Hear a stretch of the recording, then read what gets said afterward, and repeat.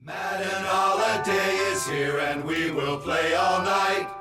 Calling sick and sound sincere, in tackles will delight.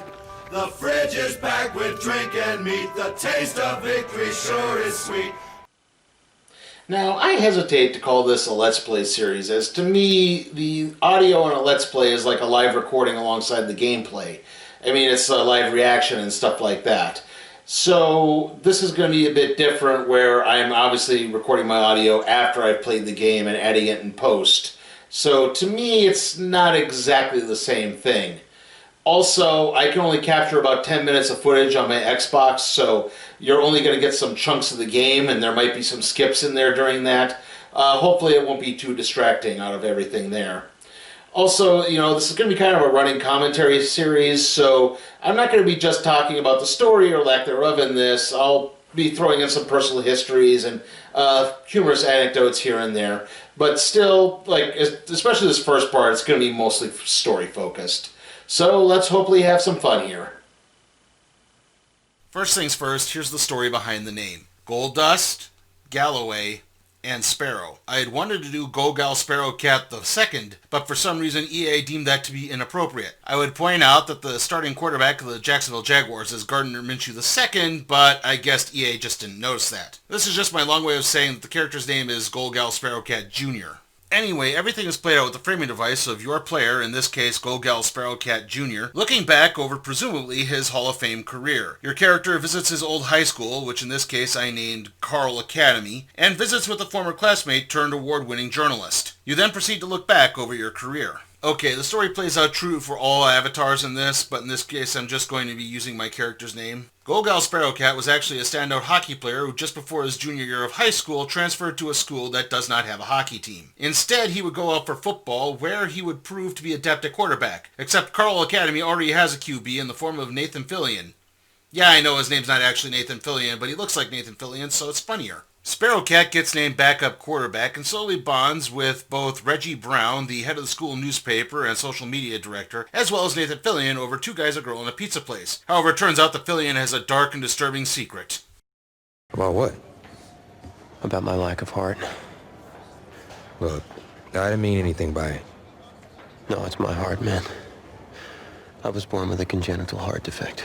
Yes, it turns out Nathan Fillion has a congenital heart defect that needs surgery. Not only that, but it's acted up right in the middle of the first half of the first game of the season against Carl Academy's hated crosstown rival, the insert name here schools something. Anyway, Fillion swears you to secrecy about his condition, but when he continues to struggle, you have no choice but betray your new friend, and Sparrow Cat gets put in to be the new quarterback. Carl Academy trails 13-0 going into the fourth quarter, and it's Go-Gal Sparrow Cat Jr.'s job to lead a comeback. I fell just short, however, I still wind up leading the team through the mostly played off-screen regular season. Soon it's time for the state championship to be played in Fargo, in the Fargo Dome, which has wind blowing through it in some reason, even though it's a dome stadium.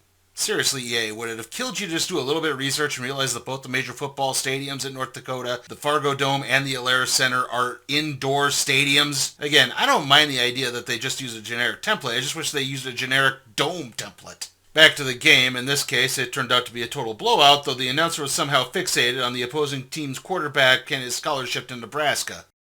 Dixon, he's no stranger to pressure. He led the way to victory in a couple nail-biters earlier than Dixon, the field general of this Brush Hogs team and someone who comes from a family with deep ties to Nebraska football.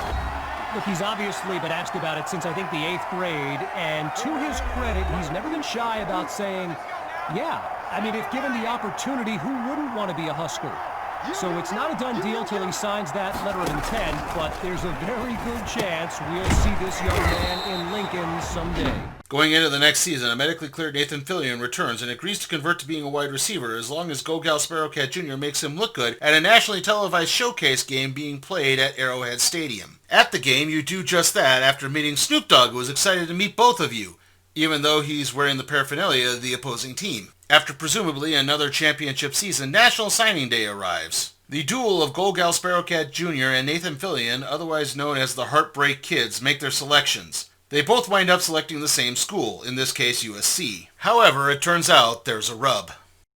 Well, isn't it obvious? I mean, Batman needs his Robin, and can't break up this dynamic duo. Not Batman. position. That's right, Nathan Fillion wants to return to being a quarterback and usurp you. It's not really an antagonistic thing as much as it is more of a friendly rivalry thing, as the two of you still go to USC together along with Reggie. The two quarterbacks spend the next 2 years riding the bench when suddenly out of the blue, Coach Miller, the man who recruited both of you, winds up stepping down and being replaced by Robert Patrick. That's not a joke, this new coach is played by Robert Patrick. Coach Patrick decides that neither of you is going to be the starting quarterback. Rather, the job will platoon between the both of you, with Sparrow Cat starting one game and then Fillion the next. When you try to reason with him, he winds up pointing out that neither of you have done a good job in locating John Connor. When you try to explain that John Connor is dead in this timeline, he points out that Dark Fate didn't really happen. Although playing very uninspired football throughout the year, USC does make the college football playoff, facing off Clemson in the semifinals. Gogal Sparrowcat Jr. starts the game and winds up leading the team to another blowout victory. Either way, Nathan Fillion winds up starting the national championship game where I'm sure nothing bad is going to get in the way.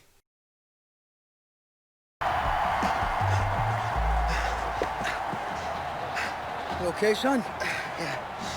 Yeah, Coach, I just... Tommy. You alright, Tommy? Aw, Pez! So, Gogal Sparrowcat Jr. must come into the second half, trailing Florida 6-3. The team goes on to score 14 unanswered points to win the game, and Fillion pulls through in the hospital. A few weeks later, and Coach Patrick pays you a visit. He's decided to accept the fact that he does need to name a starting quarterback, and also that Terminator Dark Fate is now part of the canon, though he still doesn't like it. Also, Nathan Fillion has been medically cleared to return after heart valve replacement surgery, and he will now be the starting quarterback. Coach Patrick then gives you two options. You can either convert to being either a halfback or wide receiver, or go into the NFL draft where you're projected to be a third-round draft pick. At this point, I should point out that I'm dropping the narrative and switching from doing pre-recorded audio bits to more of a running commentary feature. Obviously, I chose the draft, and to improve my stock, I entered the combine, where I proceeded to lose the shoes I needed to run the 40-yard dash, and thus I was forced to borrow the ones Rich Eisen normally uses for his charity 40-yard dash, Run Rich Run. I ran the standard 4.4640, and from there it was on to the throwing skills portion, where I proceeded to bungle everything up by only hitting the receivers in the target zone 6 of 10 times. Although I swear at least 2 of those were actually in the target zone for some reason were called out. This was a problem that cropped up in the previous year's Madden as well. Still, I did manage to get drafted, falling to the 4th round, where I was picked by the Chicago Bears. So at least this should make all those Mitch Trubisky bashers really happy. However, I don't really get any chance to really unseat him, as I only play in one preseason game, and then after that, the coach decides I'm second string and I sit on the bench. However, I am being called upon to start the 6th game of the season, which I'll cover next time. My thoughts on Face of the franchise so far? Well, I think there are some improvements. I do like that there's a deeper storyline where I do get to play more games in both high school and college and set myself up more to feel like a face of the franchise, unlike last year's edition, which should have really been called Cinderella's Story. That being said, I do think there are some glaring deficiencies, especially compared to last year's mode. For example, last year, whenever my team was on defense, it would just auto-sim to my next offensive possession. It made the game flow by a lot quicker, and thus I could get more gameplay in.